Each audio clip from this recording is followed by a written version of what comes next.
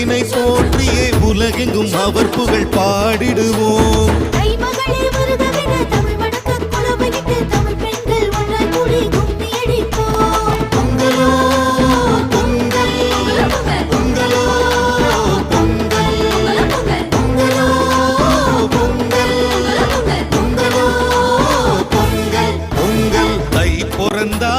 வழி பொறக்கோ தரணியில் ஆனந்தம் பெருகோ.